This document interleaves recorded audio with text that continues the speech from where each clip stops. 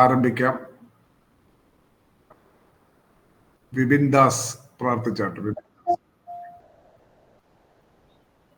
സ്വർഗസ്നാങ്ങളുടെ പിതാവേ, ഈ വൈകുന്നേര സമയം അപ്പൻ്റെ അടുക്കൽ കൂടി വരുവാനും അപ്പൻ്റെ വചനങ്ങൾ പഠിക്കുവാനും അങ്ങേ ഇടയ്ക്ക് നോക്കി അങ്ങോട്ട് വാഴ്ചപോറ്റുന്ന കർത്താവേ, ഇന്ന് പകൽക്കാലം മുഴുവൻ അപ്പൻ്റെ കരം കൂടി വരുന്നതിന് അങ്ങോട്ട് വാഴ്ചപോറ്റുന്ന അപൂർവ കോളേജിന് അപ്പൻ്റെ കരങ്ങളിലേക്ക് ഏൽപ്പിക്കുന്നു.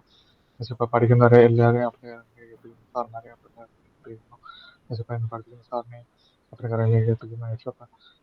യേശുപ്പ നല്ല അപ്പൻ്റെ വചനം പഠിക്കുവാനും പക്ഷെ അത് അവരുടെ പ്രകാരം ജീവിക്കുവാനും അങ്ങ് ഇതാക്കണം പ്രാർത്ഥിക്കുന്നു. സകലമാനം മാത്രം ആമേൻ. സ്തോത്രം. കർത്താവിന്റെ ധന്യതിരുനാമത്തിന് സ്തോത്രം ചെയ്യുന്നു. ദൈവതിരുപാദപ്പെടുത്തിയെങ്കിൽ വചനം പഠിക്കുവാൻ കൂടി വന്നിരിക്കുന്ന എല്ലാ വിലപ്പെട്ട ദൈവത്തിന്റെ ദാസിദാസന്മാർക്കും എൻ്റെ സ്നേഹവന്ദനങ്ങൾ അറിയിക്കുകയാണ്. യേശുക്രിസ്തുവിന്റെ ജീവിതവും ഉപദേശങ്ങളും എന്ന വിഷയമാണ് നമ്മൾ പഠിച്ചു വരുന്നത്. യേശുവിൻ്റെ വംശാവലിയായിരുന്നു കഴിഞ്ഞ ക്ലാസ്സിൽ നമ്മൾ പഠിച്ച് തുടങ്ങിയത്. യേശുവിൻ്റെ വംശാവലി സംബന്ധിച്ച് മത്തായി എഴുതിയ സുവിശേഷത്തിലും ലൂക്കോസ് എഴുതിയ സുവിശേഷത്തിലും യേശുവിൻ്റെ വംശാവലി വിവരിക്കുന്നുണ്ട്. Genealogy of Jesus Christ. യേശുവിൻ്റെ വംശാവലിയിൽ അബ്രഹാം തുടങ്ങി ദാവീദ് വരെയുള്ള ഭാഗം രണ്ട് വംശാവലികളിലും പൊതുവായിട്ട് നമുക്ക് കാണുവാൻ സാധിക്കുന്നുണ്ട്. അബ്രഹാം തുടങ്ങി ദാവീദ് വരെ. എന്നാൽ ദാവീദിന് ശേഷം ലൂക്കോസ് ശലോമോനിലൂടെയല്ല, ശലോമോന്റെ സഹോദരനായ നാഥാനിലൂടെയുള്ള വംശാവലിയാണ് പ്രതിപാദിക്കുന്നത്. ദാവീദിന്റെ മറ്റൊരു മകനായ നാഥാനിലൂടെ മറിയയുടെ, യേശുവിന്റെ അമ്മയായിരുന്ന മറിയയുടെ വംശാവലിയാണ് ലൂക്കോസ് പ്രസ്താവിച്ചിരിക്കുന്നത്. എന്നാൽ മത്തായി ദാവീദിന് ശേഷം ശലോമോനിലൂടെയുള്ള യോസേഫിന്റെ വംശാവലിയാണ് പ്രതിപാദിച്ചിരിക്കുന്നത്. യേശുവിന്റെ വളർത്തപ്പനായിരുന്ന യോസേഫിന്റെ വംശാവലി.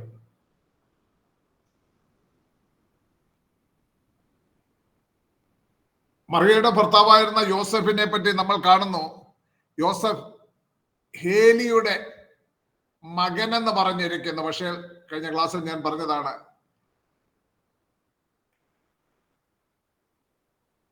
അവിടെ മരുമകൻ എന്നാണ് മൂലഭാഷയിൽ പറഞ്ഞിരിക്കുന്നതെന്നാണ് വില്യം ഡി മൗണ്ട്സ് പറഞ്ഞിരിക്കുന്നത്. വില്യം ഡി മൗണ്ട്സ് എന്ന് പറഞ്ഞ ഗ്രീക്ക് സ്കോളർ, ഗ്രീക്ക് ബൈബിൾ കമന്ററിയും ഗ്രീക്ക് ബൈബിളൊക്കെ നമുക്ക് നൽകിയിട്ടുള്ള വില്യം ഡി മൗണ്ട്സിന്റെ അഭിപ്രായത്തിൽ സണ്ണെന്നും സണ്ണില്ലോ എന്നും പറയുവാൻ കൊയിനെ ഗ്രീക്ക്, അതായത് ഏൻഷ്യന്റ്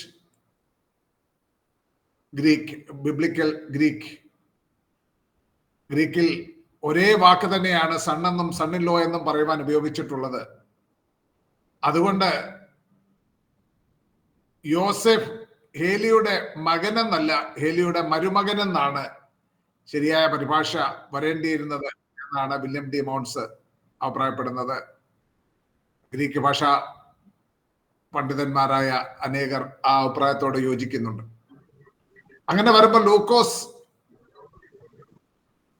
മറിയയുടെ വംശാവലി, യേശുവിന്റെ അമ്മയായ മറിയയുടെ വംശാവലിയാണ് നമുക്ക് തരുന്നത്.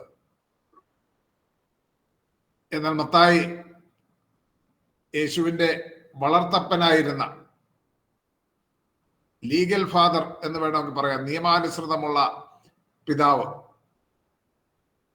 യോസഫിന്റെ വംശാവലിയാണ് മത്തായി നൽകിയിരിക്കുന്നത്. ഈ വംശാവലിയിൽ മറ്റൊരു വസ്തുത നമ്മൾ കാണുന്നത്, ഷേൽത്തിയേൽ എന്നും സെരുബാബേൽ എന്നും പറയുന്ന രണ്ട് വ്യക്തികൾ, ഷേൽത്തിയേലിന്റെ മകനായ സെരുബാബേൽ, രണ്ട് വംശാവലിയിലും കാണുന്നുണ്ട്. എന്നാൽ അവിടെ രണ്ട് വംശാവലിയും നാം ശ്രദ്ധിച്ച് നോക്കുമ്പോൾ ഒരിടത്ത് ഷേൽത്തിയേലിന്റെ പിതാവ് നേറി എന്നും മറ്റൊരിടത്ത് ജെഖന്യാവ് എന്നുമാണ് കാണുന്നത്.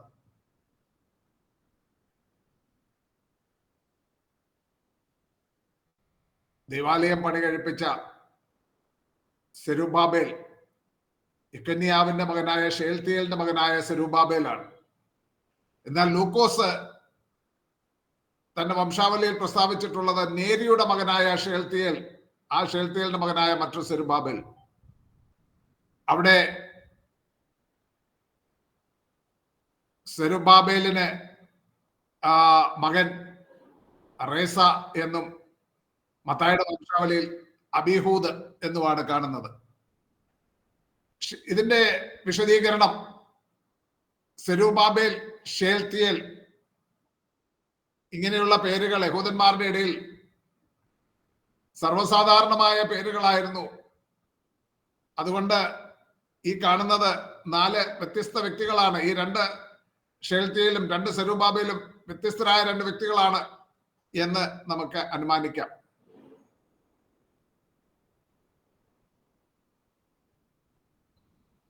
കൂടാതെ ഈ വംശാവലിയിൽ നമ്മൾ ശ്രദ്ധിച്ചു നോക്കിയാൽ കാണുന്ന മറ്റൊരു വ്യത്യാസം,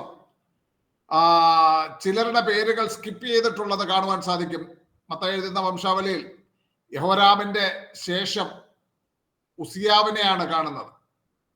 എന്നാൽ അതിന്റെ ഇടയിൽ 3 രാജാക്കന്മാർ കൂടെ ഉണ്ടായിരുന്നു. ആസിയാവെന്നും യോവാഷ് എന്നും അമസ്യാവെന്നും പേരുള്ള 3 രാജാക്കന്മാർ കൂടെ ഉണ്ടായിരുന്നു എന്ന് നമുക്ക് രാജാക്കന്മാരുടെ 2-ാം പുസ്തകവും ദിനവൃത്താന്ത പുസ്തകങ്ങളും ഒക്കെ വായിക്കുമ്പോൾ അവിടെ നമുക്ക് കാണുവാൻ സാധിക്കും.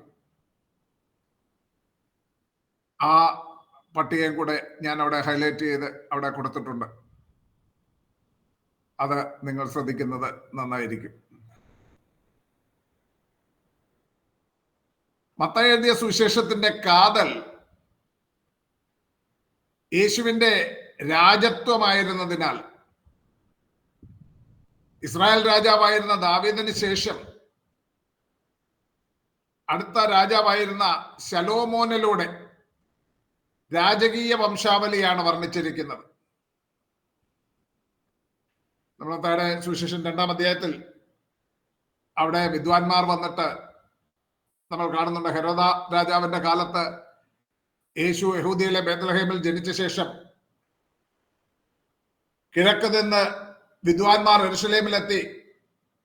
അവര് ഹെരോദാവിനോട് ചോദിക്കുന്നത്, യഹൂദന്മാരുടെ രാജാവായി പിറന്നവൻ എവിടെ?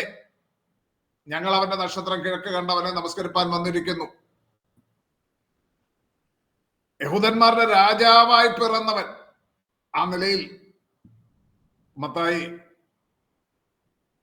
യേശുവിനെ പ്രസന്റ് ചെയ്യുകയാണ്. ലൂക്കോസ് എഴുതിയ സുവിശേഷത്തിൽ ജഡമെടുത്ത ദൈവപുത്രനായ യേശു എന്ന മനുഷ്യൻ പ്രധാന പ്രതിപാദ്യ വിഷയമായി പ്രസ്താവിച്ചിട്ടുള്ളത് കൊണ്ട് യേശുവിൽ തുടങ്ങി, ഞാനിവിടെ ഓർഡർ മേളിൽ താഴോട്ടാണ് കൊടുത്തിരിക്കുന്നതെങ്കിലും ലൂക്കോസ് വംശാവലി 3-ാം അധ്യായത്തിൽ ആ വംശാവലി നോക്കുമ്പോൾ കാണുന്നത് യേശുവിൽ തുടങ്ങി പുറകോട്ട് ഇങ്ങനെ പോയി ആദാമിലേക്കും ഒടുവിൽ ആദാം ദൈവത്തിന്റെ മകൻ എന്ന് പറഞ്ഞുകൊണ്ടാണ് ലൂക്കോസിന്റെ വംശാവലി അവസാനിക്കുന്നത്, അല്ലെങ്കിൽ ലൂക്കോസ് എഴുതിയിട്ടുള്ള യേശുവിന്റെ വംശാവലി അവസാനിക്കുന്നത്. അപ്പോൾ ഈ 2 സുവിശേഷങ്ങളിൽ കൊടുത്തിട്ടുള്ള വംശാവലി രേഖകളിൽ പ്രഥമ ദൃഷ്ട്യാ ചില വൈരുദ്ധ്യങ്ങൾ നമുക്ക് ചിലർ ചൂണ്ടിക്കാണിക്കുമെങ്കിലും അത് എഴുത്തുകാരുടെ വീക്ഷണകോണുകളിലുള്ള വ്യത്യാസമായിരുന്നു. അത് മാത്രമല്ല, അവരുടെ രചനകളുടെ പ്രതിഗ്രാഹകർ, പ്രഥമ പ്രതിഗ്രാഹകർ, പ്രൈമറി റെസിപ്പിയൻസ് വ്യത്യസ്ത പശ്ചാത്തലങ്ങളിൽ നിന്നുള്ളവരായിരുന്നതുകൊണ്ട് മത്തായും ലൂക്കോസും മനഃപൂർവം തിരഞ്ഞെടുത്ത വ്യത്യസ്തമായ പാതകളായിരുന്നു എന്ന് നമുക്ക് ഗ്രഹിക്കുവാൻ കഴിയും. യേശുവിന്റെ വംശാവലിയുടെ പ്രാധാന്യം, എന്തിനാണ് ഈ വംശാവലി ഇത്ര പ്രാധാന്യത്തോടെ പഠിപ്പിക്കുന്നത് എന്ന് ചിലരെങ്കിലും ചിന്തിക്കുന്നുണ്ടാകാം. യേശുവിന്റെ വംശാവലിയുടെ പ്രാധാന്യം. വംശാവലി രേഖ ദൈവത്തിൽ നിന്നുണ്ടായ ദിവ്യ പരിപാലനത്തിന്റെ, ഡിവൈൻ പ്രൊവിഡൻസ്, ദിവ്യ പരിപാലനത്തിന്റെ ഒരു സാക്ഷ്യപത്രമായി യഹൂദന്മാർ കരുതി വന്നു. വംശാവലി രേഖ ഡിവൈൻ പ്രൊവിഡൻസ് അഥവാ ദൈവത്തിൽ നിന്നുണ്ടായ ദിവ്യ പരിപാലനത്തിന്റെ സാക്ഷ്യപത്രമായി യഹൂദന്മാർ കരുതി വന്നു. കൂടാതെ തങ്ങളുടെ അഭംഗിലമായ പൈതൃകത്തിന്റെ തെളിവായി, അവരുടെ പൈതൃകത്തിന്റെ അശുദ്ധിയില്ലായ്മ വെളിപ്പെടുത്തുവാനുള്ള മാർഗമായി അവർ കണ്ടിരുന്നു. തങ്ങൾ യഥാർത്ഥ യഹൂദന്മാരാണെന്നും അത് മനസ്സിലാക്കേണ്ടതിന് തങ്ങളുടെ ഗോത്രം ഏതാണ്, ഇങ്ങനെ തുടങ്ങി അവരുടെ പിതാക്കന്മാർ തുടങ്ങിയുള്ള അവരുടെ വംശാവലി പ്രസ്താവിക്കുന്നത് യഹൂദന്മാരുടെ ഇടയിൽ വളരെ പ്രധാനപ്പെട്ട ഒരു പരിചയമായിരുന്നു. രണ്ട് കാര്യങ്ങൾ പറഞ്ഞു. ദിവ്യമായ, ദൈവത്തിൽ നിന്നുണ്ടായ ദിവ്യമായ പരിപാലനത്തിന്റെ സാക്ഷ്യപത്രമായി യഹൂദന്മാർ കരുതി. തങ്ങളുടെ അപങ്കിലമായ കളങ്കപ്പെടാത്ത പൈതൃകത്തിന്റെ തെളിവായി വംശാവലി രേഖ ഓരോ യഹൂദനും കണക്കിട്ടിരുന്നു. യേശുവിന്റെ വംശാവലി എന്തുകൊണ്ടാണ് പ്രസ്താവിക്കുന്നത്? കാരണം മുമ്പേ നമ്മൾ പറഞ്ഞു, മശിഹായെ സംബന്ധിച്ചുള്ള 300-ലധികം പ്രവചനങ്ങൾ യേശുവിൽ നിറവേറി. അതുപോലെ തന്നെ അത് യേശുവാണ് തങ്ങൾ കാത്തിരുന്ന മശിഹ എന്ന് തെളിയിക്കുന്നതാണ് എന്ന് പ്രസ്താവിച്ചതുപോലെ യഹൂദ ചരിത്രം പഠിക്കുമ്പോൾ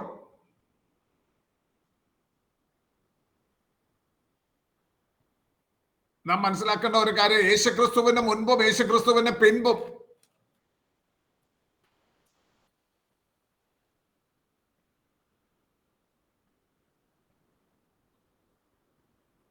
എന്തോ ഒരു ഇൻസെക്ട് ഇവിടെ ശല്യം ചെയ്തുകൊണ്ടിരിക്കുന്നു. ഒക്കെ യേശുക്രിസ്തുവിന് മുമ്പും യേശുക്രിസ്തുവിന് പിൻപും തങ്ങൾ മശിഹയാണെന്ന് അവകാശപ്പെട്ടുകൊണ്ട് നിരവധി ആളുകൾ മുന്നോട്ട് വന്നിട്ടുണ്ട്.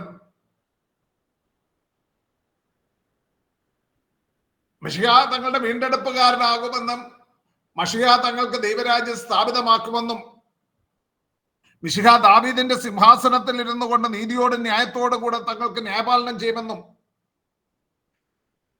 മിശിഹയുടെ രാജ്യത്തിൽ ശാശ്വതമായ നീതിയും സമാധാനവും നിലവിൽ വരുമെന്നും യഹൂദന്മാർ പ്രത്യാശ വെച്ചിരുന്നു. തങ്ങളുടെ വീണ്ടെടുപ്പുകാരനായിരിക്കും വരുവാനുള്ള മശിഹ. മശിഹ ദാവീദിന്റെ സിംഹാസനത്തിൽ ഇരുന്നു കൊണ്ട് നീതിയോടും ന്യായത്തോടും കൂടെ രാജ്യഭാരം നടത്തും, ന്യായപാലനം ചെയ്യും. മശിഹ ദൈവരാജ്യം സ്ഥാപിതമാക്കും. മശിഹയുടെ രാജ്യത്തിൽ നീതിയും സമാധാനവും നിലനിൽക്കും. അതുകൊണ്ട് യഹൂദന്മാർ മശിഹയ്ക്കായിട്ട് കാത്തിരുന്നു. മോശെ അവരോട് പറഞ്ഞിട്ടുണ്ട്, ആവർത്തന പുസ്തകം 18:15 മോശെ അവരോട് പറഞ്ഞിട്ടുണ്ട്, നിന്റെ ദൈവമായ യഹോവ നിനക്ക് എന്നെ പോലെ ഒരു പ്രവാചകനെ നിന്റെ മധ്യേ നിന്റെ സഹോദരന്മാരുടെ ഇടയിൽ നിന്ന് എഴുന്നേൽപ്പിച്ചു തരും. അവന്റെ വചനം നിങ്ങൾ കേൾക്കണം. അപ്പോൾ മോശയെ പോലൊരു പ്രവാചകൻ അവർക്കുണ്ടാകും. ഒരു സെക്കൻഡ്, അലാമാണെന്ന് തോന്നുന്നു.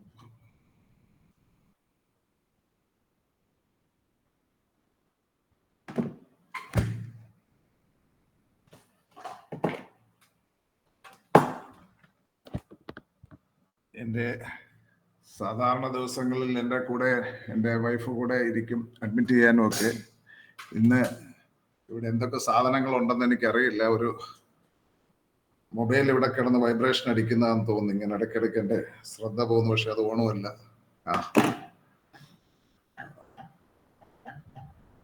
പോട്ടെ.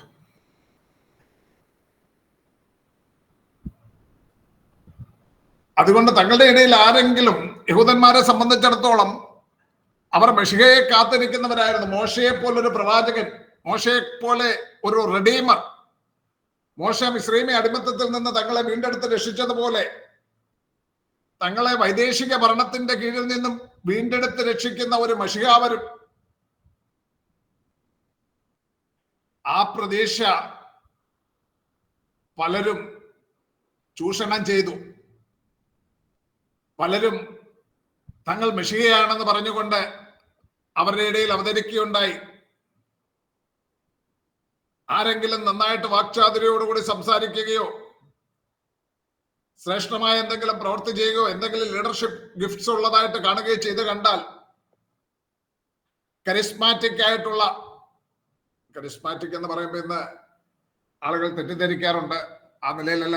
കരിസ്മ എന്ന് പറഞ്ഞാൽ ഒരു അട്രാക്റ്റീവ് പേഴ്സണാലിറ്റി, ആകർഷകമായ വ്യക്തിത്വം ഉള്ള, ജനങ്ങളെ വശീകരിക്കുവാൻ കഴിവുള്ള ചില ലീഡേഴ്സ് പൊങ്ങി വരുമ്പോൾ അവരൊക്കെയും മെഷിഹയാകുന്നുവെന്ന് ജനം തെറ്റിദ്ധരിച്ചിരുന്നു. സ്നാപകനായ യോഹന്നാന്റെ അടുക്കൽ വന്നിട്ട് ചിലർ ചോദിക്കുന്നുണ്ട്, വരുവാനുള്ള ആ പ്രവാചകൻ നീയാണോ എന്ന് ചോദിക്കുന്നത് യോഹന്നാന്റെ സുവിശേഷം 1-ാം അധ്യായത്തിൽ നമ്മൾ കാണുന്നുണ്ട്. 1-ാം അധ്യായം 19 മുതലുള്ള വാക്യങ്ങൾ വായിച്ചാൽ നമുക്കത് കാണുവാൻ സാധിക്കും. യോഹന്നാൻ എഴുതിയ സുവിശേഷം 1-ാം അധ്യായം 19 മുതലുള്ള വാക്യങ്ങൾ വായിച്ചു കഴിഞ്ഞാൽ അവിടെ ചോദിക്കുന്നുണ്ട്. അവിടെ സമയമില്ലാത്തതുകൊണ്ട് ഞാൻ അവിടേക്ക് പോകുന്നില്ല. അവിടെ ജനത്തിന്റെ മൂപ്പന്മാർ ചിലരെ അയക്കുകയാണ്. യോഹന്നാനോട് ചോദിക്കുകയാണ്, വരുവാനുള്ള ആ പ്രവാചകൻ നീയാണോ? നമ്മുടെ കർത്താവായ യേശു ക്രിസ്തുവിനോട്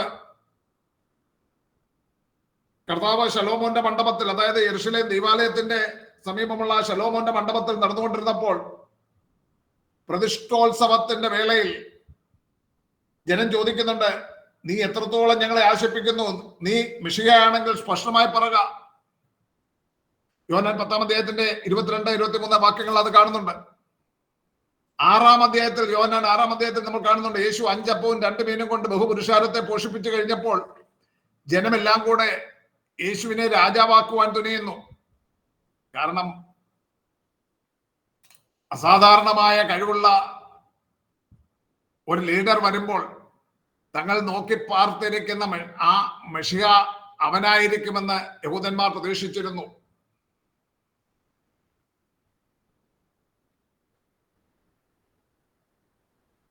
യേശുവിന്റെ വംശാവലി പ്രസ്താവിക്കുന്നതിലൂടെ സുവിശേഷകന്മാർ, അല്ലെങ്കിൽ ഈ സുവിശേഷം എഴുതിയ ഗോസ്പൽ റൈറ്റേഴ്സ്, അവര് സ്ഥാപിക്കുവാൻ പരിശ്രമിച്ചിരിക്കുന്നത്, അല്ലെങ്കിൽ പരിശുദ്ധാത്മാവ് ചെയ്യുവാൻ ഉദ്ദേശിച്ചിട്ടുള്ളത്, യഥാർത്ഥ മെഷിഹ യേശു തന്നെയാകുന്നു.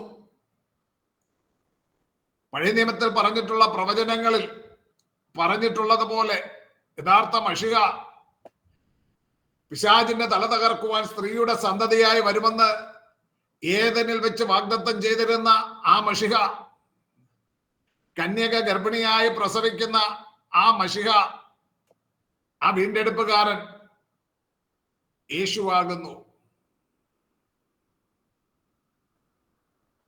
ഉൽപ്പത്തി പുസ്തകം 12-ാം അധ്യായത്തിൽ പറഞ്ഞിട്ടുണ്ട്, അബ്രഹാമിന്റെ സന്തതിയിലൂടെ ഭൂമിയിലുള്ള സകല വംശങ്ങളും അനുഗ്രഹിക്കപ്പെടും, നിന്നിൽ ഭൂമിയിലെ സകല വംശങ്ങളും അനുഗ്രഹിക്കപ്പെടുമെന്ന് അബ്രഹാമിനോട് ദൈവം വാഗ്ദത്തം ചെയ്തിരുന്നതാണ്. അപ്പോൾ ഈ വംശാവലിയിൽ യേശുവിന്റെ വംശാവലി അബ്രഹാമിൽ കൂടെ വരുന്ന ആ വംശാവലി പ്രസ്താവിക്കുന്നതിലൂടെ സകല ജാതികളുടെയും വീണ്ടെടുപ്പിനായിട്ട്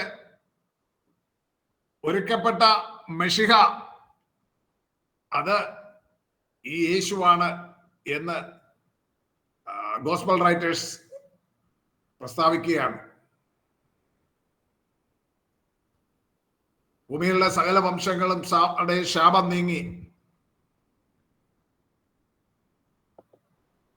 അവർ അനുഗ്രഹിക്കപ്പെടുന്നത് അബ്രഹാമിന്റെ സന്തതിയിലൂടെ മാത്രമാണ്. ലൂക്കോസ് എഴുതിയ സുവിശേഷം 2-ാം അധ്യായം 25 മുതലുള്ള വാക്യങ്ങൾ വായിക്കുമ്പോൾ യേശു എന്ന പൈതലിന് വേണ്ടി ന്യായപ്രമാണത്തിന്റെ ചട്ടപ്രകാരം ചെയ്യുവാൻ അമ്മയപ്പന്മാർ അവനെ യെരുശലേമിൽ ദൈവാലയത്തിൽ കൊണ്ടുചെന്നപ്പോൾ അവിടെ നമ്മളൊരു വൃദ്ധൻ, ശിമിയോൻ എന്നൊരു വൃദ്ധൻ, ക്രിസ്തുവിനെ കാത്തിരുന്ന ഒരു വൃദ്ധനെ കാണുന്നുണ്ട്. ആ വൃദ്ധൻ പൈതലായ യേശുവിനെ കയ്യിലേന്തി ദൈവത്തെ പുകഴ്ത്തി പറയുന്ന ഒരു വാചകമുണ്ട്. എന്താണ് ശിമിയോൻ പറയുന്നത്? ഇപ്പോൾ നാഥ, തിരുവചനം പറയും പോലെ നീ അടിയനെ സമാധാനത്തോടെ വിട്ടയക്കുന്നു. ജാതികൾക്ക് വെളിപ്പെടുവാനുള്ള പ്രകാശവും നിന്റെ ജനമായ ഇസ്രായേലിന്റെ മഹത്വമായി നീ സകല ജാതികളുടെ മുൻപിൽ ഒരുക്കിയിരിക്കുന്ന നിന്റെ രക്ഷയെ എന്റെ കണ്ണ് കണ്ടുവല്ലോ. എന്താ പറഞ്ഞിരിക്കുന്നത്? അബ്രഹാമിനോട് ദൈവം വാഗ്ദത്തം ചെയ്തിരുന്ന ആ ജാതികൾക്ക് വെളിപ്പെടുവാനുള്ള പ്രകാശം, സകല ജാതികൾക്കും വേണ്ടി ഒരുക്കിയിരിക്കുന്ന ആ രക്ഷാമാർഗം, അത് എന്റെ കണ്ണ് കണ്ടുവല്ലോ എന്ന് ശിമിയോൻ എന്ന ആ വൃദ്ധൻ പരിശുദ്ധാത്മാവിൽ തിരിച്ചറിയുകയാണ്. അപ്പോൾ വരുവാനുള്ള മശിഹ സ്ത്രീയുടെ സന്തതിയായിരിക്കണം, അവൻ അബ്രഹാമിന്റെ സന്തതിയായിരിക്കണം. ഇതെല്ലാം യേശുവിന്റെ വംശാവലി പരിശോധിക്കാൻ നിവർത്തി വന്നതായി കാണുന്നുണ്ട്.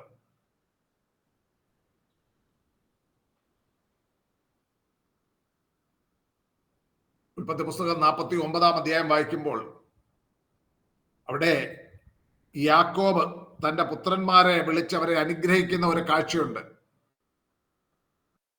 അവിടെ ശ്രദ്ധിക്കണം, യഹൂദയെ അനുഗ്രഹിക്കുമ്പോൾ ജനസിസ് 49 10th വേഴ്സ് 49:10 യഹൂദയെ അനുഗ്രഹിക്കുമ്പോൾ യാക്കോബ് പറയുകയാണ്, അവകാശമുള്ളവൻ വരുവോളം ചെങ്കോൽ യഹൂദയിൽ നിന്നും രാജദണ്ഡ് അവന്റെ കാലുകളുടെ ഇടയിൽ നിന്ന് നീങ്ങിപ്പോകയില്ല, ജാതികളുടെ അനുസരണം അവനോടാകും. അന്നത്തെ സാഹചര്യം വെച്ച് വിലയിരുത്തി കഴിഞ്ഞാൽ യാക്കോബിന് പ്രിയനായിരിക്കുന്നത് ആരാ? അന്ന് യോസഫ് മിസ്രൈമിലെ രണ്ടാമനായി വാഴുന്നു, അധികാരിയായി വാഴുകയാണ്. അപ്പോൾ സാഹചര്യം വെച്ച് യാക്കോബ് വിലയിരുത്തിയിരുന്നെങ്കിൽ യാക്കോബ് യോസേഫിനെ പറ്റിയായിരുന്നു അങ്ങനെ പറയേണ്ടിയിരുന്നത്. എന്നാൽ ഗോത്രപിതാവായ യാക്കോബ് പരിശുദ്ധാത്മാവിൽ യഹൂദയെ അനുഗ്രഹിച്ചുകൊണ്ട് പറയുകയാണ്, അവകാശമുള്ളവൻ വരുവോളം ചെങ്കോൽ യഹൂദയിൽ നിന്നും രാജദണ്ഡ് അവന്റെ കാലുകളുടെ ഇടയിൽ നിന്നും നീങ്ങിപ്പോകയില്ല, ജാതികളുടെ അനുസരണം അവനോടാകും. അവകാശമുള്ളവൻ യഹൂദയിൽ നിന്ന് വരും. യേശുവിന്റെ വംശാവലി പരിശോധിക്കുക, അവിടെ യഹൂദ ഗോത്രത്തിലാണ് യേശുവിന്റെ അമ്മയായിരുന്ന മറിയയും വളർത്തപ്പനായിരുന്ന യോസഫും ഇരുവരും യഹൂദ ഗോത്രത്തിൽ ഉൾപ്പെട്ടവരായിരുന്നുവെന്ന് യേശുവിന്റെ വംശാവലിയിൽ കാണുന്നു. ദാവീദിന്റെ സന്തതിയിൽ നിന്ന് മശിഹ വരുമെന്ന് ദൈവമായ യഹോവ തന്റെ പ്രവാചകന്മാർ മുഖാന്തരം മുന്നറിയിച്ചിരുന്നു. ദാവീദിന്റെ സന്തതിയിൽ നിന്നും ശമൂവേലിന്റെ 2-ാം പുസ്തകം 7-ാം അധ്യായത്തിൽ 2 ശമൂവേൽ 7-ാം അധ്യായത്തിൽ ദാവീദിനോട് നാഥാൻ പ്രവാചകനിലൂടെ യഹോവ അരുളി ചെയ്യുന്നത് 7:13 നിന്റെ സന്തതി എന്റെ നാമത്തിനൊരു ആലയം പണിയും, ഞാൻ അവന്റെ രാജത്വത്തിന്റെ സിംഹാസനം എന്നേക്കും സ്ഥിരമാക്കും. നിന്റെ സന്തതി എന്റെ നാമത്തിനൊരു ആലയം പണിയും. ഒരു കാര്യം ശ്രദ്ധിക്കുക, most of the Bible prophecies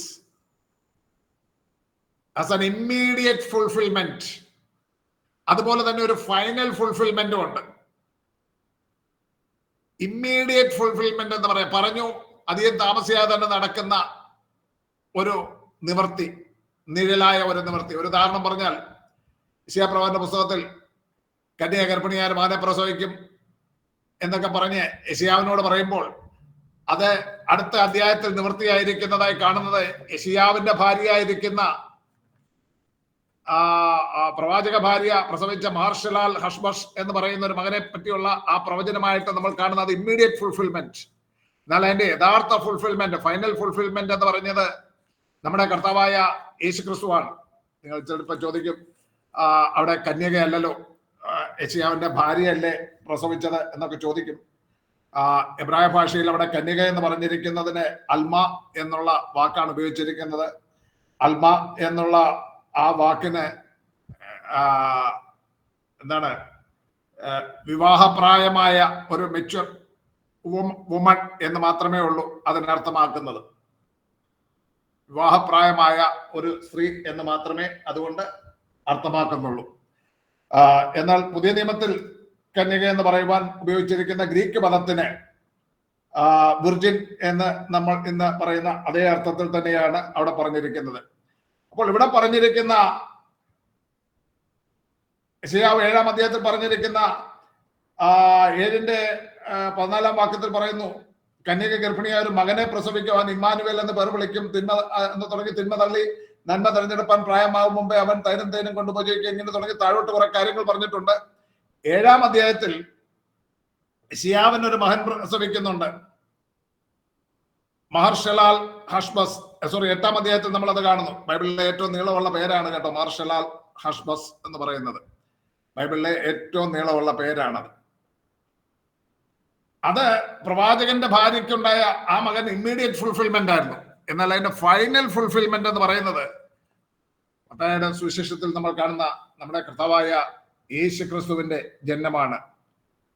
അവിടെ പുതിയ നിയമത്തിൽ പറഞ്ഞിരിക്കുന്ന പാർത്തനോസ് എന്ന് പറയുന്ന ഗ്രീക്ക് പദത്തിന് പുരുഷനെ അറിയാത്ത സ്ത്രീ എന്നുള്ള അർത്ഥമാണ് അവിടെ കന്യക എന്ന് പറയുമ്പോൾ ഉദ്ദേശിച്ചിട്ടുള്ളത്, പാർത്തനോസ്. മറ്റേത് അൽമ എന്ന് പറയുന്ന ഒരു എബ്രായ പദമാണ് മറ്റേ സ്ഥലത്ത് ഉപയോഗിച്ചിട്ടുള്ളത്. ഇവിടെ നമ്മൾ ആലയം പണിയുന്നതിലേക്ക് വരുമ്പോൾ നാഥാൻ പ്രവാചകനിലൂടെ ദാവീദിനോട് പറയുന്ന ആ പ്രോഫസിയുടെ ഇമ്മീഡിയറ്റ് ഫുൾഫിൽമെന്റ് ശലോമോൻ പണിത ആലയമായിരുന്നു. എന്നാൽ അതിന്റെ ഫൈനൽ ഫുൾഫിൽമെന്റ് യേശു ക്രിസ്തുവിലൂടെ പണിയപ്പെടുന്ന ദൈവസഭ എന്ന് പറയുന്ന ആ മന്ദിരമാണ്. അതുകൂടാതെ 2 ശമൂവേൽ 13 പറയുന്നു, ഞാൻ അവന്റെ രാജത്വത്തിന്റെ സിംഹാസനം എന്നേക്ക് സ്ഥിരമാക്കും. ദാവീദിന്റെ മകൻ ശലോമോൻ മരിച്ചുപോയി. ശലോമോൻ എന്നേക്കും സിംഹാസനത്തിൽ ഇരുന്ന് രാജത്വം നടത്തിയില്ല, ഭരണം നടത്തിയില്ല. എന്നാൽ എന്നേക്ക് സ്ഥിരമായി സിംഹാസനത്തിൽ ഇരുന്ന് വാഴുന്ന, എന്നേക്ക് സ്ഥിരമായിരിക്കുന്ന രാജത്വം മിശിഹായുടെ രാജത്വമാണ്.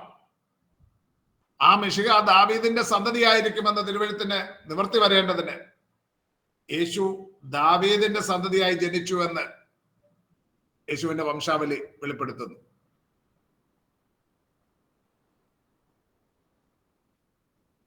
എൺപത്തിയൊൻപതാം സങ്കീർത്തനത്തിന്റെ 3-4 വാക്യങ്ങളൊന്ന് വായിച്ചാട്ടെ. 89-ന്റെ 3-4, 89-ാം സങ്കീർത്തനത്തിന്റെ 3-4 വായിച്ചാട്ടെ.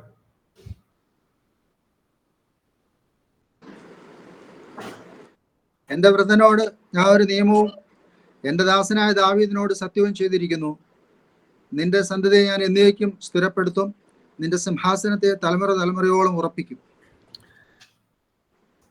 നിന്റെ സന്തതിയെ ഞാൻ എന്നേക്ക് സ്ഥിരപ്പെടുത്തുമെന്ന് ദാവീദിനോട് സത്യം ചെയ്ത് മശിഹായുടെ ഭരണത്തെ സംബന്ധിച്ചാണ് അവിടെ പറഞ്ഞിരിക്കുന്നത്. നിന്റെ സന്തതിയെ ഞാൻ എന്നേക്ക് സ്ഥിരപ്പെടുത്തും. അവിടെ ആ നിത്യമായ രാജത്വം എന്ന് പറയുന്നത് ദാവീദിന്റെ സന്തതിയായി ജനിക്കുന്ന യേശുക്രിസ്തുവിന്റെ രാജത്വമാണെന്ന് നമുക്ക് വ്യക്തമാണ്. ഇനി യെശയ്യാ പ്രവാചകന്റെ പുസ്തകം 9-ാം അധ്യായത്തിന്റെ 6-7 വാക്യങ്ങൾ. യെശയ്യാ 9-6-7 അവിടെ നമുക്ക് പരിചിതമായ വചനഭാഗമാണ്. നമുക്കൊരു ശിശു ജനിച്ചിരിക്കുന്നു, നമുക്കൊരു മകൻ നൽകപ്പെട്ടിരിക്കുന്നു, ആധിപത്യം അവന്റെ തോളിലിരിക്കും, അവൻ അത്ഭുത മന്ത്രി, വീരനാം ദൈവം, നിത്യപിതാവ്, സമാധാന പ്രഭു എന്ന് പേർ വിളിക്കപ്പെടും. അവന്റെ ആധിപത്യത്തിന്റെ വർധനയ്ക്കും സമാധാനത്തിനും അവസാനമുണ്ടാകുകയില്ല. ദാവീദിന്റെ സിംഹാസനത്തിലും അവന്റെ രാജത്വത്തിലും ഇന്നു മുതൽ എന്നേക്കും അവൻ അതിനെ ന്യായത്തോടും നീതിയോടും കൂടെ സ്ഥാപിച്ച് നിലനിർത്തും. സൈന്യങ്ങളുടെ യഹോവയുടെ തീഷ്ണത അതിനെ നിവർത്തിക്കും. ദാവീദിന്റെ സിംഹാസനത്തിലും അവന്റെ രാജത്വത്തിലും എന്നേക്കും ഇരുന്ന് വാഴുന്ന രാജാവായിരിക്കും മശിഹ എന്ന് യെശയ്യാവിലൂടെ അരുളി ചെയ്തിരിക്കുകയാണ്. കൂടാതെ ദാവീദിന്റെ സന്തതിയെ പറ്റി യെശയ്യാ 11:1 പറയുന്നുണ്ട്. ഇശ്ശായിയുടെ കുറ്റിയിൽ നിന്ന്, ഇശ്ശായി ദാവീദിന്റെ അപ്പനാണ്, ഇശ്ശായിയുടെ കുറ്റിയിൽ നിന്ന് ഒരു മുള പൊട്ടിപ്പുറപ്പെടും, അവന്റെ വേരുകളിൽ നിന്നുള്ള ഒരു കൊമ്പ് ഫലം കായ്ക്കും. യെശയ്യാവിനെ കൂടാതെ യിരെമ്യാവ്, നിങ്ങൾ വാക്യങ്ങളൊന്ന് നോട്ട് ചെയ്താൽ മതി, വായിക്കാൻ സമയമില്ല. യിരെമ്യാവ് 23:5-6 വാക്യങ്ങളിലും 30:9 യെഹെസ്കേൽ പ്രവചനം 34:23-24 വാക്യങ്ങളിലും 37:24-25 വാക്യങ്ങളിലും യെഹെസ്കേൽ 34:23-24, 37:24-25, ഹോശേയ 3:5, ആമോസ് 9:11-12, ആമോസ് 9:11-12. ഈ വചനഭാഗങ്ങളിലൊക്കെയും യെശയ്യാവ്, യിരെമ്യാവ്, യെഹെസ്കേൽ, ഹോശേയ, ആമോസ് തുടങ്ങിയ പ്രവാചകന്മാരിലൂടെയും നിത്യനായി വാഴുന്ന മിശിഹാ രാജാവ് ദാവീദിന്റെ വംശത്തിൽ പിറക്കുന്നവനായിരിക്കുമെന്ന് ദൈവമായ യഹോവ വ്യക്തമായി അരുളി ചെയ്തിട്ടുണ്ട്.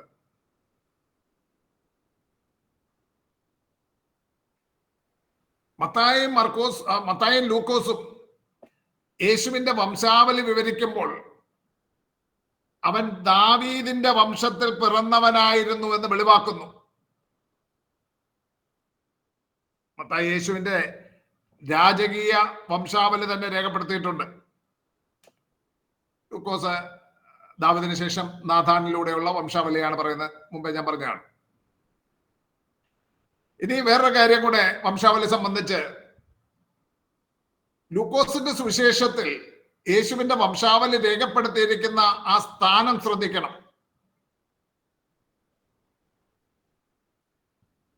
ലൂക്കോസ് 3-ാം അധ്യായം അവസാനിക്കുമ്പോൾ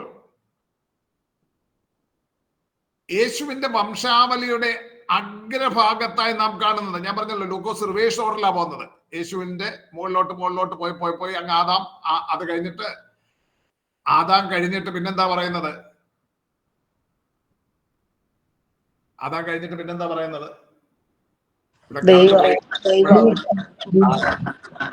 ആദാം ദൈവത്തിന്റെ മകൻ.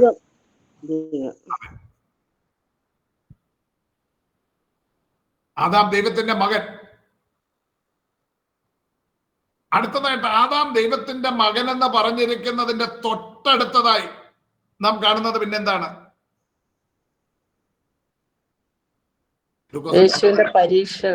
യേശുവിന്റെ പരീക്ഷകൾ. ഞാൻ പറഞ്ഞിട്ടുള്ളൂ, അധ്യായങ്ങളൊക്കെ പിന്നീട് നമ്മുടെ പഠന സൗകര്യത്തിനായിട്ട് അധ്യായവും വാക്യങ്ങളൊക്കെ എഴുതിയതാണ്. ലൂക്കോസ് എഴുതിയപ്പോൾ അവിടെ അധ്യായം ഒന്നും തിരിച്ചിട്ടല്ല എഴുതിയത്. അപ്പോൾ ആദാം ദൈവത്തിന്റെ മകനെന്ന് പറഞ്ഞതിന് തൊട്ടടുത്തതായി നാം കാണുന്നത് പിശാച് യേശുവിനെ 40 ദിവസം പരീക്ഷിച്ചു കൊണ്ടിരുന്ന ഒരു ചരിത്രമാണ്. പിശാച് യേശുവിനെ 40 ദിവസം പരീക്ഷിച്ചുകൊണ്ടിരുന്നു. എന്നാൽ യേശു പരീക്ഷയിൽ പരാജയപ്പെട്ടില്ല. യേശു പരീക്ഷകനെ ജയിക്കുകയായിരുന്നു. 3-ാം അധ്യായം അവസാനിക്കുന്നിടത്ത് പിശാചിന്റെ പരീക്ഷയിൽ പരാജയപ്പെട്ടിരുന്ന ആദാമിനെ സംബന്ധിച്ച് ആദാം ദൈവത്തിന്റെ മകനെന്ന് പറഞ്ഞതിന് തൊട്ടടുത്തതായിട്ട് പിശാചിന്റെ പരീക്ഷയിൽ പരാജയപ്പെടാതിരുന്ന ദൈവപുത്രനായ യേശുവിനെ ലൂക്കോസ് വരച്ചു കാട്ടുകയാണ്. ദൈവത്തിന്റെ മകനായി സൃഷ്ടിക്കപ്പെട്ട ആദാം പരാജയപ്പെട്ട് പിശാചിന്റെ അടിമനുഖത്തിന്റെ കീഴിൽ അകപ്പെട്ടപ്പോൾ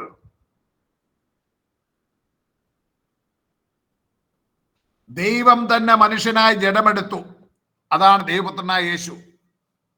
ദൈവപുത്രനായ യേശു പിശാചിന്റെ മേൽ ജയമെടുത്തു.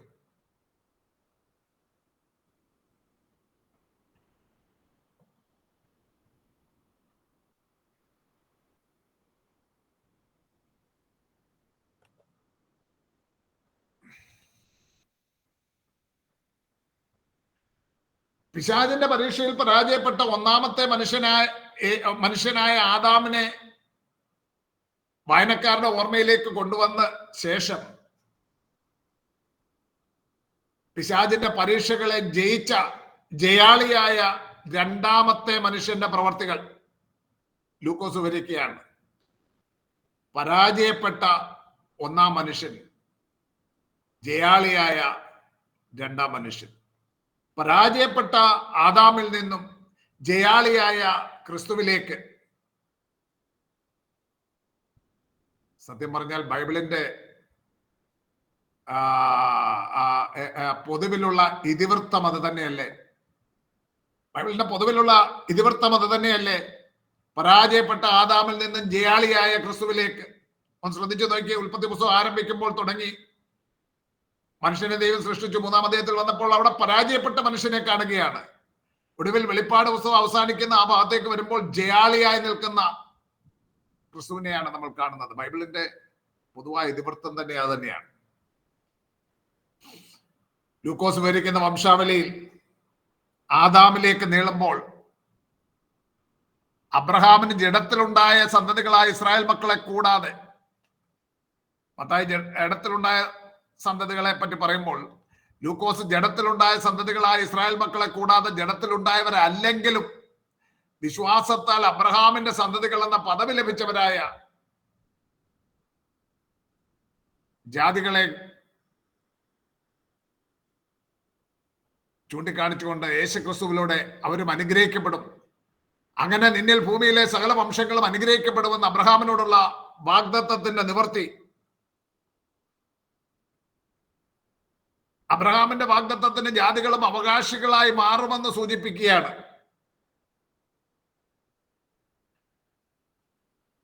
രക്ഷിക്കപ്പെടുന്നവരുടെ കുടുംബത്തിൽ ഇസ്രായേലിൽ നിന്നുള്ളവരെ കൂടാതെ ജാതികളും ഉണ്ടാകുമെന്ന് ഈ രണ്ട് വംശാവലിയും വെളിവാക്കുന്നുണ്ട്. ആദ്യം പറഞ്ഞു യഹൂദന്മാരുടെ കോൺസെൻട്രേറ്റ് ചെയ്താണ് മത്തായി പറയുന്നത് എന്ന് പറഞ്ഞു. എങ്കിൽ പോലും മത്തായിയും തന്റെ വംശാവലിയിൽ ചില ജാതികളെയൊക്കെ ഉൾപ്പെടുത്തിയിട്ടുണ്ട്. ആരാണ് മത്തായിയുടെ വംശാവലിയിൽ കാണുന്ന ജാതികൾ? യൂത്ത്,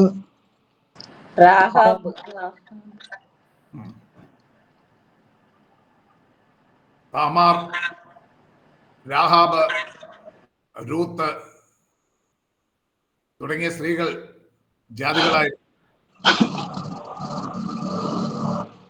ഞാൻ പറഞ്ഞല്ലോ, ലൂക്കോസ് യഹൂദന്മാരെ മാത്രം ഫോക്കസ് ചെയ്തല്ല, ജാതികളും അല്ലെങ്കിൽ അബ്രഹാമിന് പൂർവരായിരുന്നവരും ആ ജാതികളായിരുന്ന അല്ലെങ്കിൽ സാമാന്യ ജനം അവരെയൊക്കെ വരച്ച് കാണിക്കുന്നുണ്ടെങ്കിൽ മത്തായി തന്റെ രചനയുടെ പ്രഥമ പ്രതിഗ്രാഹകർ യഹൂദന്മാരായിരുന്നു എന്ന് അറിഞ്ഞിട്ട് പോലും യഹൂദന്മാരുടെ പാരമ്പര്യത്തിന് വിപരീതമായി ചില സ്ത്രീകളെ ഉൾപ്പെടുത്തിയിട്ടുണ്ട്.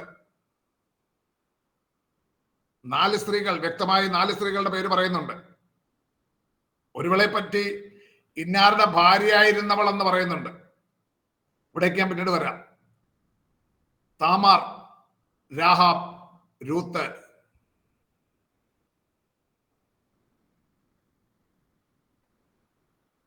ഊരിയാവിന്റെ ഭാര്യയായിരുന്നവൾ, ഹിത്തിനായ ഊരിയാവിന്റെ ഭാര്യയായിരുന്നവൾ, പിന്നെ മറിയ. ഇങ്ങനെ 5 സ്ത്രീകൾ, 5 അല്ല വ്യക്തമായി പറയുന്ന 4 സ്ത്രീകളും പിന്നെ ഇന്നാരുടെ ഭാര്യയായിരുന്നവൾ എന്ന് പറഞ്ഞ് ബത്ശേബയെ പറ്റി ഇൻഡയറക്റ്റ് ആയിട്ടും പറയുന്നു. ഇതിൽ തന്നെ 3 പേർ വ്യക്തമായിട്ട് നമുക്കറിയാം, 3 പേർ യഹൂദന്മാരായിരുന്നില്ല, പുറജാതിക്കാരായിരുന്നു. ഇസ്രായേൽ മക്കളുടെ മാതാക്കളായിരുന്ന സാറായുടെ പേരോ റെബേക്കായുടെ പേരോ ലേയുടെ പേരോ റാഹേലിന്റെ പേരോ ഈ വംശാവലിയിൽ കാണുന്നില്ല. ശ്രദ്ധിക്കണം. അബ്രഹാമിന്റെ ഭാര്യയായിരുന്ന സാറയോ, ഇസഹാക്കിന്റെ ഭാര്യയായിരുന്ന റബേക്കയോ, യാക്കോബിന്റെ ഭാര്യയായിരുന്ന ലേയോ, ഇവരുടെ ഒന്നും പേരുകൾ ഈ വംശാവലിയിൽ കാണുന്നില്ല. പുറജാതിക്കാരായ 3 സ്ത്രീകളെ മത്തായി അവരുടെ പേരെടുത്ത് പറയുകയാണ്. യഹൂദയുടെ മക്കൾക്ക് മാതാവായിരുന്ന താമാർ ഒരു കനാന്യ സ്ത്രീ ആയിരുന്നു എന്നാണ് കരുതുന്നത്. താമാർ ഒരു കനാന്യ സ്ത്രീ ആയിരുന്നു.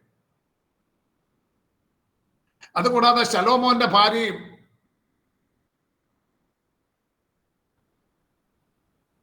ശൽമോന്റെ ഭാര്യയും ബോവസിന്റെ മാതാവുമായിരുന്ന രാഹാബ്.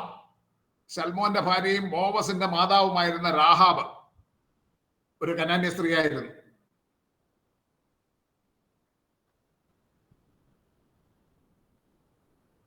ബോവസിന്റെ മാതാവ് മാത്രമല്ല, ബോവസിന്റെ ഭാര്യയായിരുന്ന രൂത്ത്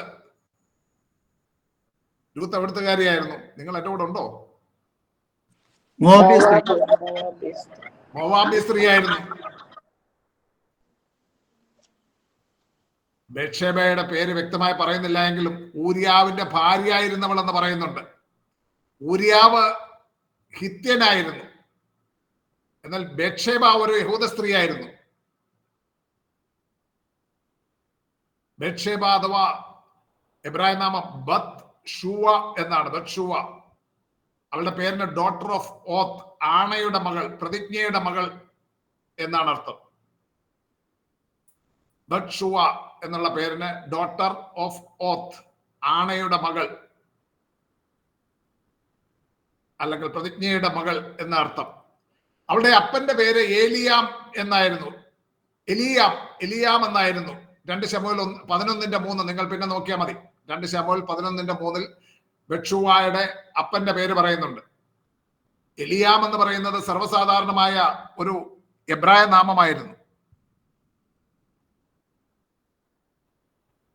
ആ പേരിന് ഗോഡ് ഓഫ് ദ പീപ്പിൾ, ജനത്തിന്റെ ദൈവം എന്നാണ് അർത്ഥം. God of the people. Eliam എന്ന പേരിന് ഗോഡ് ഓഫ് ദ പീപ്പിൾ, ജനത്തിന്റെ ദൈവം എന്നർത്ഥം.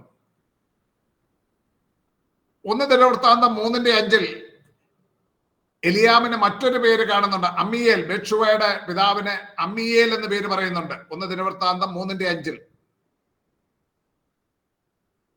അമ്മിയേൽ എന്ന് പറഞ്ഞാൽ പീപ്പിൾ ഓഫ് ഗോഡ്, ദൈവത്തിന്റെ ജനം എന്നർത്ഥം. അപ്പോൾ അമ്മിയേലിന്റെ മകൾ അല്ലെങ്കിൽ എലിയാമിന്റെ മകളായിരുന്ന ബത്ശൂവ ഒരു എബ്രായ സ്ത്രീയായിരുന്നു.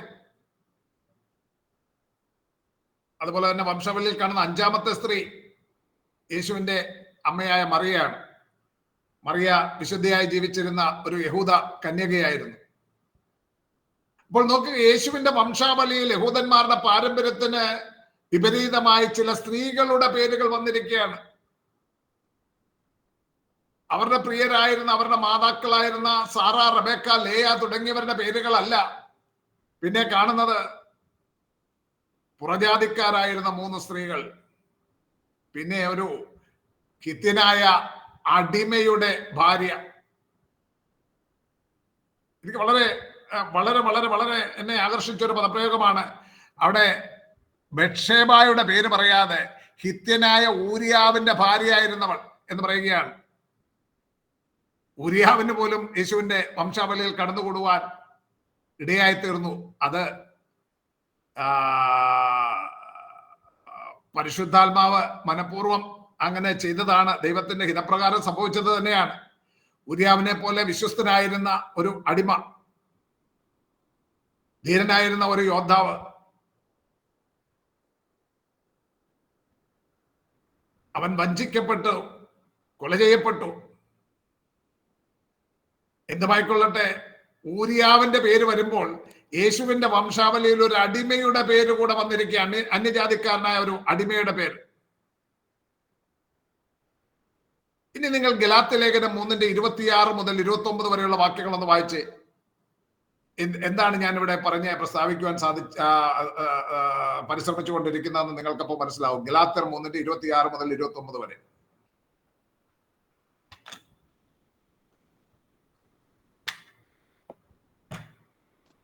ക്രിസ്തുയേശുവിലെ വിശ്വാസത്താൽ നിങ്ങൾ എല്ലാവരും ദൈവത്തിന്റെ മക്കളാകുന്നു.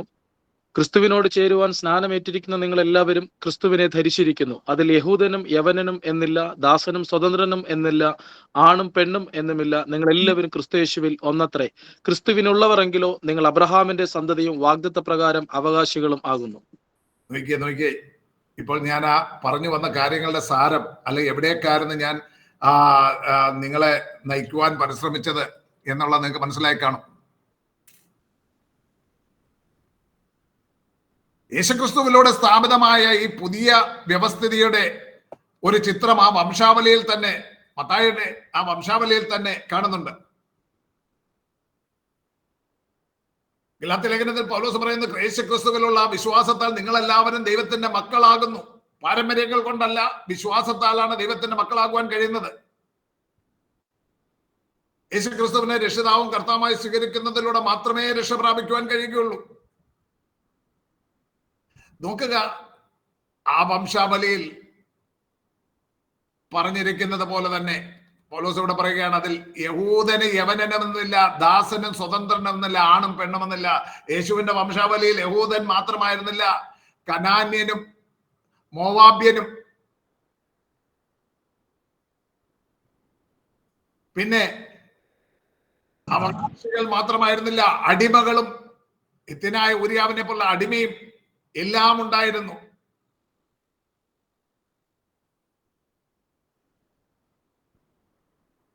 ഇനി മത്തായി വംശാവലി എഴുതുമ്പോൾ മറ്റൊരു കാര്യം പറയുവാനുള്ളത്, 40 പ്രാവശ്യം മത്തായി പറയുന്നുണ്ട്, ഇവൻ അവനെ ജനിപ്പിച്ചു.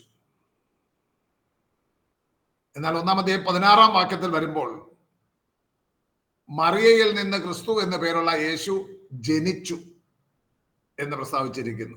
ബാക്കി എല്ലാവരുടെയും മുകളിൽ നിന്ന് അബ്രഹാം ഇസ്ഹാക്കിനെ ജനിപ്പിച്ചെന്നും, ഇസ്ഹാക്ക് യാക്കോബിനെ ജനിപ്പിച്ചു എന്നും, ഇങ്ങനെ യാക്കോബ് യഹൂദയെ ജനിപ്പിച്ചു എന്നും, ഇങ്ങനെ താഴോട്ട് വംശാവലി പറഞ്ഞു വന്നുവെങ്കിലും ഒടുവിൽ മറിയയിൽ നിന്നും ക്രിസ്തു എന്ന പേരുള്ള യേശു ജനിച്ചു എന്ന് പ്രസ്താവിച്ചിരിക്കുന്നു. മറ്റേതെല്ലാം ജനിപ്പിച്ചു, ഒരു ആക്റ്റീവ് വോയിസ് ആണ്. മലയാളത്തിൽ കർത്തരി പ്രയോഗം എന്ന് പറയും, ആക്റ്റീവ് വോയിസ്. എന്നാൽ ജനിച്ചു എന്ന് പറയുന്നത് കർമ്മണി പ്രയോഗമാണ്, പാസീവ് വോയിസ് ആണ്. അതായത് ജനിപ്പിച്ചു, മനുഷ്യരുടെ പ്രവൃത്തിയാൽ അല്ല യേശുവിന്റെ ജനനം. യേശുവിന്റെ ജനനം ദൈവത്തിന്റെ പ്രവൃത്തിയാൽ സംഭവിച്ചതായിരുന്നു. ആ വംശാവലി തന്നെ അത് സൂചന നൽകുകയാണ്. ബാക്കിയെല്ലാം ജനിപ്പിച്ചു, ഇത് ജനിച്ചു. ലൂക്കോസ് 1:35 പറയുന്നു, അതിന് ദൂതൻ, പരിശുദ്ധാത്മാവ് നിന്റെ മേൽ വരും, അത്യുന്നതന്റെ ശക്തി നിന്റെ മേൽ നിഴലിടും, ആകയാൽ ഉത്ഭവിക്കുന്ന വിശുദ്ധ പ്രജ ദൈവപുത്രൻ എന്ന് വിളിക്കപ്പെടും.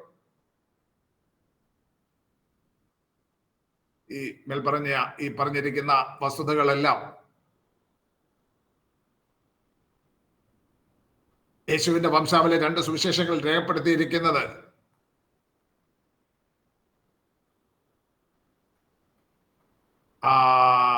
വെറുതെ സംഭവിച്ചിട്ടുള്ളതല്ല. എല്ലാ തിരുവെഴുത്തും ദൈവവിശ്വാസ്യമാകുന്നു. അതുകൊണ്ട് യേശുവിന്റെ വംശാവലി രേഖകൾ തിരുവെഴുത്തുകളുടെ ഭാഗമായത് അത് മനുഷ്യന്റെ ഇഷ്ടത്താൽ സംഭവിച്ചതല്ല, ദൈവകൽപ്പനയാൽ മനുഷ്യർ പരിശുദ്ധാത്മ നിയോഗം പ്രാപിച്ചിട്ട് എഴുതിയതാണ് തിരുവെഴുത്തുകൾ. അതുകൊണ്ട് ഈ വംശാവലിയും ദൈവഹിത പ്രകാരം മനുഷ്യർ പരിശുദ്ധാത്മ നിയോഗം പ്രാപിച്ചിട്ട് എഴുതിയതാണ്. വംശാവലി, യേശുവിന്റെ വംശാവലി ദൈവവചനത്തിന്റെ ഭാഗമായിരിക്കുന്നത് പരിശുദ്ധാത്മാവിന്റെ പ്രവൃത്തി തന്നെയാണ് എന്ന് നമുക്ക് ഗ്രഹിക്കുവാൻ കഴിയുന്നു. ഈ വംശാവലി ശ്രദ്ധയോടെ പഠിച്ചാൽ, അതിന്റെ ഞാൻ ഈ പറഞ്ഞിരിക്കുന്ന ഭാഗങ്ങളൊക്കെ ശ്രദ്ധയോടെ നോക്കുമ്പോൾ ദൈവത്തെ മഹത്വപ്പെടുത്തുവാൻ ഒത്തിരി കാര്യങ്ങളുണ്ട്. അതിൽ ചിലത് മാത്രമാണ് ഇവിടെ ചൂണ്ടിക്കാണിച്ചത്. ഇനി നമുക്ക് മുന്നോട്ട് പോകാനുള്ളത് യേശുവിന്റെ ബാല്യം മുതൽ യൗവനം വരെ, അതാണ് അടുത്ത വിഷയം എടുക്കുവാൻ ആഗ്രഹിക്കുന്നത്. യേശുവിന്റെ ബാല്യം മുതൽ യൗവനം വരെ. വംശാവലി സംബന്ധിച്ച് ഞാൻ പറഞ്ഞ കാര്യങ്ങളൊക്കെ നിങ്ങൾക്ക് മനസ്സിലായി കാണും എന്ന് ഞാൻ കരുതുന്നു. അടുത്ത വിഷയത്തിലേക്ക് പോകാമല്ലോ അല്ലേ?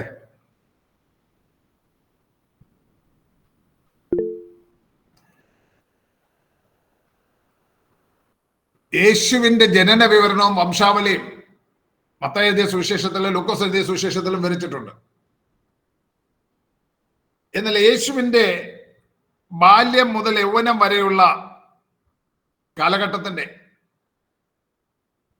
അതായത് യേശുവിന്റെ ബാല്യത്തിനും താൻ പരസ്യ ശുശ്രൂഷ ആരംഭിച്ച സമയത്തിനും ഏകദേശം 30 വയസ്സിനടുത്ത സമയത്താണ് പരസ്യ ശുശ്രൂഷ ആരംഭിച്ചത്. അപ്പൊ ബാല്യത്തിനും അല്ലെങ്കിൽ കൗമാര കാലഘട്ടത്തിനും തന്റെ പരസ്യ ശുശ്രൂഷ ആരംഭിച്ച ആ കാലഘട്ടത്തിനും ഇടയിലുള്ള ആ കാലഘട്ടത്തിന്റെ ദീർഘമായ വിവരണം ഒന്നും ബൈബിളിൽ കാണുവാൻ കഴിയുന്നില്ല, ബൈബിൾ രേഖപ്പെടുത്തിയിട്ടില്ല.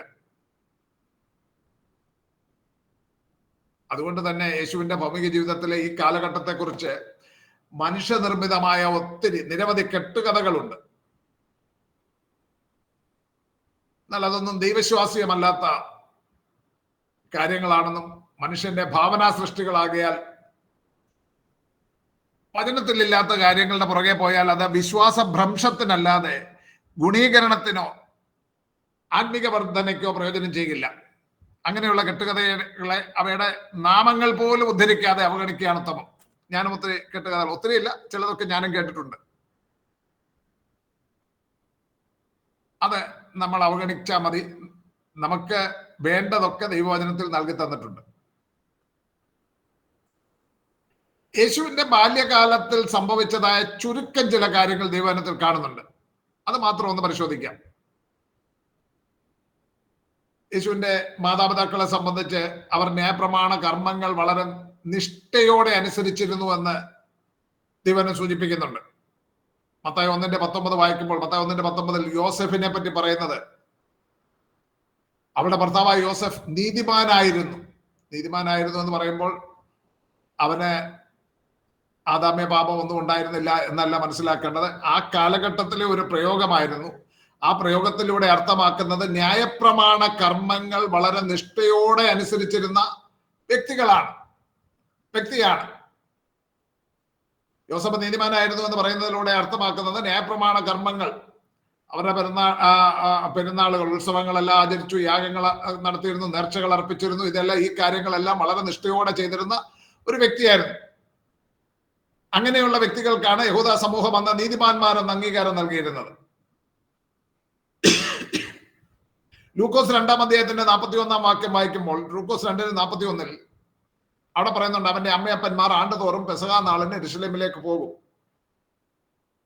അതൊക്കെ സൂചിപ്പിക്കുന്ന അവന്റെ മാതാപിതാക്കൾ മതപരമായ ചടങ്ങുകൾ പാലിക്കുന്നതിൽ വളരെ ഉത്സുകരായിരുന്നു എന്നാണ്.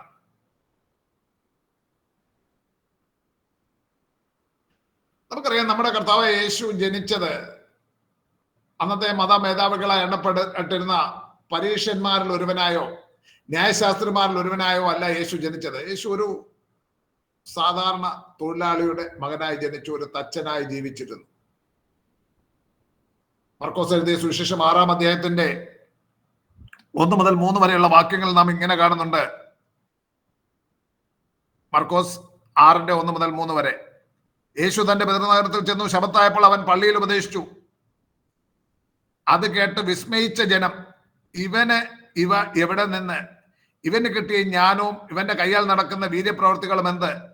ഇവൻ മറിയയുടെ മകനും യാക്കോബ്, യോസെ, യൂദാ, ശിമോൻ എന്നിവരുടെ സഹോദരനുമായ തച്ചനല്ലയോ? ഇവന്റെ സഹോദരികളും ഇവിടെ നമ്മോട് കൂടെ ഇല്ലയോ എന്ന് പറഞ്ഞ് അവങ്കിൽ ഇടറിപ്പോയി.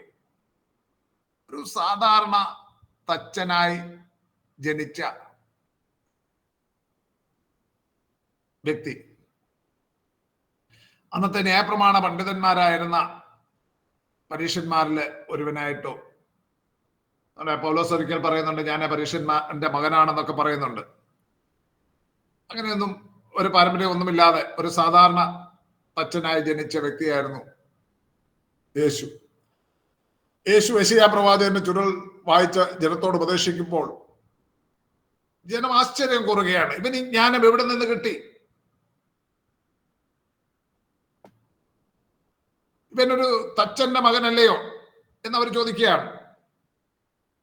മത്തായി 13:54 മുതൽ 56 വരെയുള്ള വാക്യങ്ങൾ വായിക്കുമ്പോൾ, മത്തായി 13:54 മുതൽ 56 വരെ, അവിടെയും ജനം പറയുന്നതായിട്ട് ഇവൻ തച്ചന്റെ മകനല്ലയോ എന്ന് ജനം പറയുന്നുണ്ട്.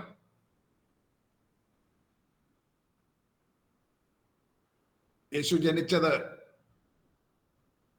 യെരൂശലേമിൽ നിന്നും 10 കിലോമീറ്റർ തെക്കോട്ട് മാറി ബേത്ലഹേം എന്ന് പറയുന്ന ഒരു ചെറിയ പട്ടണത്തിലായിരുന്നു. എന്നാൽ യേശു വളർന്നത് ഗലീലയിലുള്ള നസ്രയത്തിലാണ്.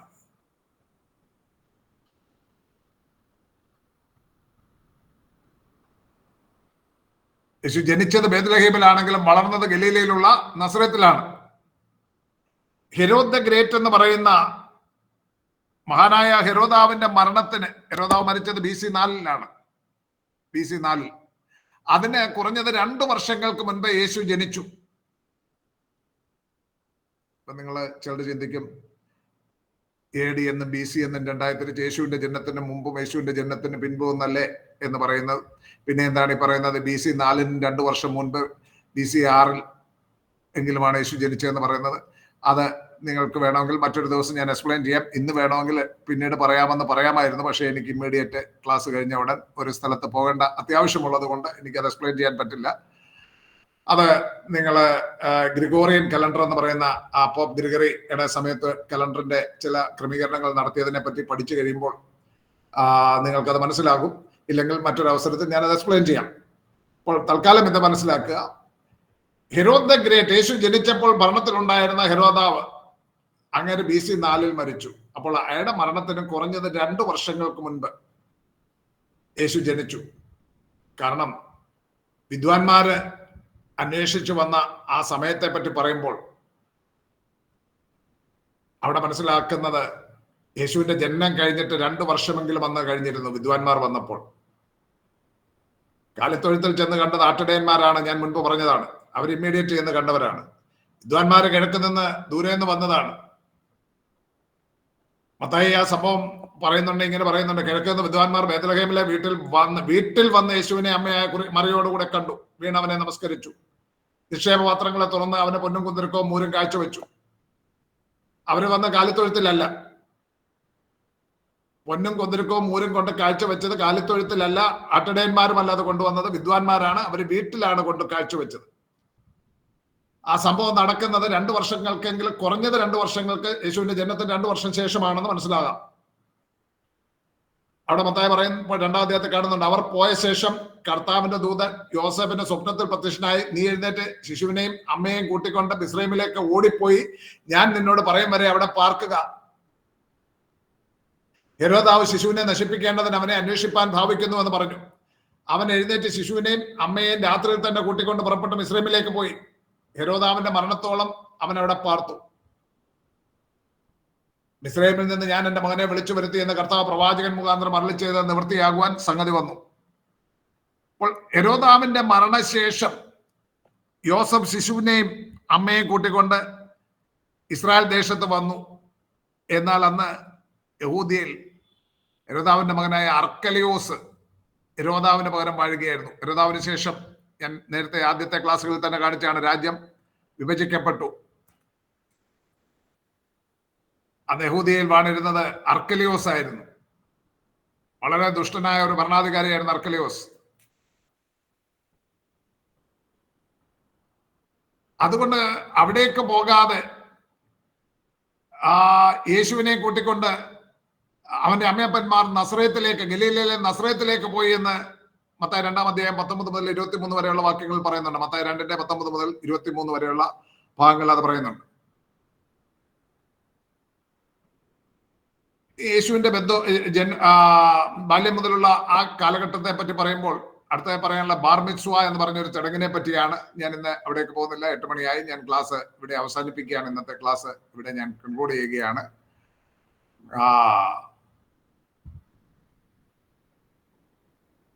കർത്താവിന്റെ ദാസൻ ജ്ഞാനദാസ് പാസ്റ്റർ പ്രാർത്ഥിച്ച ക്ലാസ് കൺക്ലൂഡ് ചെയ്യും.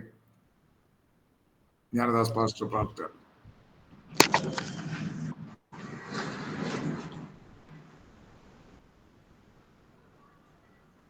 പരിശുദ്ധനായ ദൈവമേ, നന്ദിയോടെ സ്തുതിക്കുന്നു, സ്തോത്രം ചെയ്യുന്ന കർത്താവേ. യേശുവേ, ഇന്നേ ദിവസം അടിയങ്ങൾക്ക് നല്ല വിശദമായ ക്ലാസ്സുകൾ ദൈവം അവിടുന്ന് പ്രിയ പാസ്റ്ററിൽ കൂടി നൽകിയ വലിയ കൃപകൾക്കായി നന്ദിയോടെ സ്തോത്രം ചെയ്യുന്ന കർത്താവേ. അടിയങ്ങൾക്ക് ഏറ്റവും അനുഗ്രഹപ്രദമായ, ജീവിതത്തിൽ ഏറ്റവും അനുഗ്രഹപ്രദമായ ഒരു ക്ലാസ് ദൈവം അവിടുന്ന് നൽകിയതിനായി സ്തോത്രം. അടിയങ്ങൾക്ക് അറിഞ്ഞുകൂടാത്ത അനേകം കാര്യങ്ങൾ ഇന്ന് പ്രിയ ദൈവദാസനിൽ കൂടി വെളിപ്പെടുത്തിയല്ലോ. അനേകർക്ക് അനുഗ്രഹമായി തീരുവാൻ പ്രിയ സാറിനെ ദൈവം സഹായിക്കുന്ന കൃപയ്ക്കായി സ്തോത്രം. അടിയങ്ങൾക്കും അനുഗ്രഹമായി തീരുന്ന കൃപയ്ക്കായി സ്തോത്രം. യേശുവിന്റെ നാമത്തിൽ പ്രാർത്ഥന കേൾക്കണം നല്ല പിതാവേ, ആമേൻ. കർത്താവ് എല്ലാവരെയും അനുഗ്രഹിക്കട്ടെ. പ്രാർത്ഥനകൾ ഓർക്കുക. Thank you sir. ഞാനൊരു വലിയ